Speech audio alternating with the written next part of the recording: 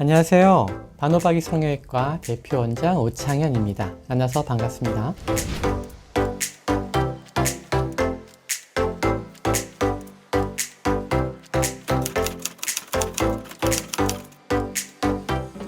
돌출입 수술, 하악 수술, 양악 수술은 이름 자체가 조금 어렵죠? 하나씩 설명드리도록 하겠습니다. 돌출입 수술은 쉽게 말하면 나와 있는 입을 뒤로 집어넣는 수술이에요. 나와 있는 입을 뒤로 집어넣는 방법은 교정 치료도 있고 수술적인 치료도 있는데요. 조금 더 확실하게 그리고 드라마틱한 변화를 만들 수 있는 게 돌출입 수술이고요. 이 모형에서 보신다라면 앞쪽에 선이 그어 있는 이 양쪽을 잘라서 안으로 집어넣는 수술이에요. 보통 입을 집어넣는 교정을 하기 위해서 캐나인, 송곳니 바로 뒤에 있는 작은 치아를 하나 빼게 되죠. 마찬가지로 이 수술도 이 치아를 빼고 치아 사이의 빈 공간의 뼈를 삭제한 다음에 후방으로 이동하는 수술입니다. 돌출입은 굉장히 심플하죠.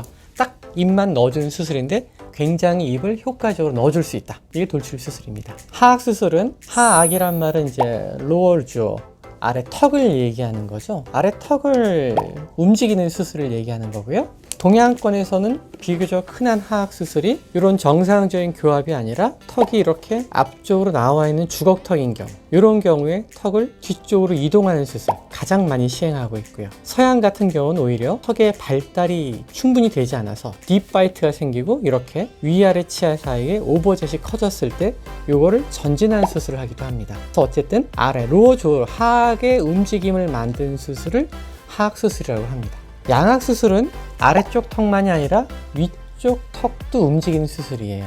그럼 왜 움직일까요? 아까 주걱턱 예를 들었죠? 이렇게 나와 있는데 어떤 경우에는 윗턱은 전진을 하고 아래턱은 후진을 해야 될 때가 있거든요. 또 하나는 이렇게 나와 있는데 그냥 나와 있는 게 아니라 얘가 수평축이 맞지 않고 이렇게 휘어진 사람들이 있어요.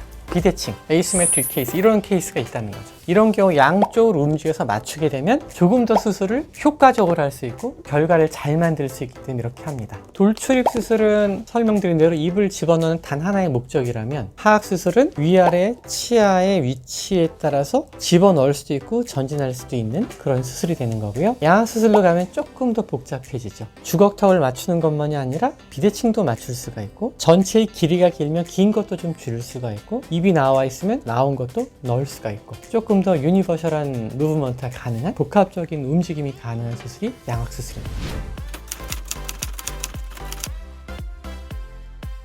이 모델을 보시면은 이 앞쪽에 커다란 구멍이 위에 2개, 아래에 2개 보이실 거예요. 이 구멍들을 통해서 얼굴에 감각을 담당하는 신경이 나오고 있거든요. 그러니까 돌출입 수술은 이 신경과는 제법 거리가 있는 이쪽에서 수술을 하니까 돌출입 수술은 신경에서부터는 굉장히 좀 자유로운 수술이죠. 신경과는 거리가 있는 수술이에요. 반면 하악 수술이나 양악 수술은 신경이 안쪽으로 들어가서 턱뼈를 쭉 타고 오다가 여기서 나오고 있는데 이 타고 나오는 길을 이렇게 세로로 분리를 해야 되는 과정이 있기 때문에 하악 신경을 잘 보존하는 게 굉장히 중요해집니다. 그래서 하악 수술이든 양악 수술이든 신경을 다친다는 말은 다 요 턱을 따라, 아래 턱을 따라 내려가고 있는 요 하악 신경을 다치는 걸 얘기를 하고요. 대신 요거는 의사의 기술적인 완성도가 충분하다면 잘 피해서 수술할 수 있습니다.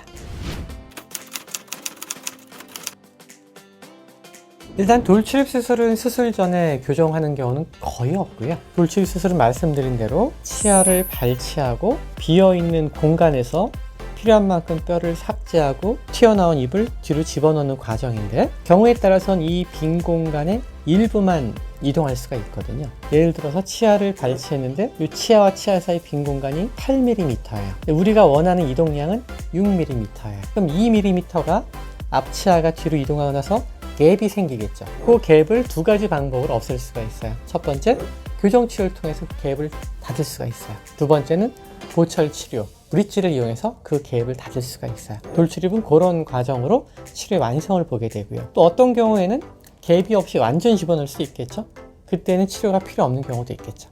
하악 수술은 턱이 제 가장 많이 하는 경우가 동양에서는 주걱턱 케이스를 제가 예를 들었죠. 아래턱이 더 나와 있는 주걱턱에서 얘를 뒤로 이동해서 좋은 위치에 갖다 놓게 되면 맞을 거라고 생각을 하는데 그렇지 않아요.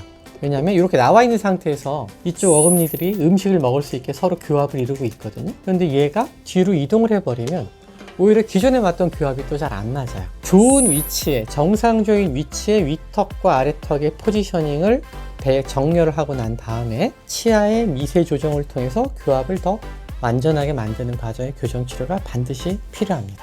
다만 과거에는 이러한 교정 치료를 수술 전에도 있고 수술 후에도 있고 이런 경우가 대부분이었다면 최근에는 수술 기법이 발전하고 교정이 발전함에 따라 수술 전엔 교정 치료를 하지 않고 수술 후 교정으로만 충분한 케이스가 하악수술 전체의 95% 이상이라고 보시면 됩니다.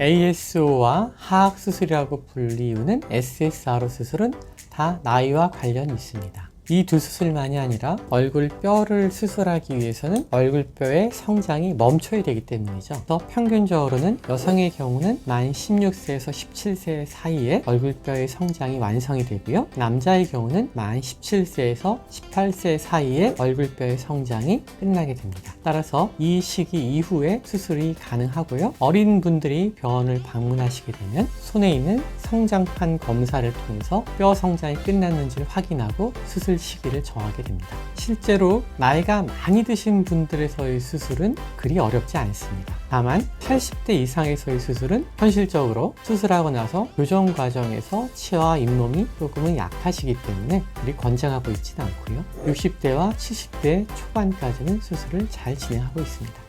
짧은 시간에 오늘 대략적인 설명을 드렸는데요. 혹시 수술이 필요하시거나 더 깊은 상담을 원하시면 언제든지 병원을 방문해 주시면 성심껏 상담해 드리도록 하겠습니다. 오늘 시청해 주셔서 감사합니다.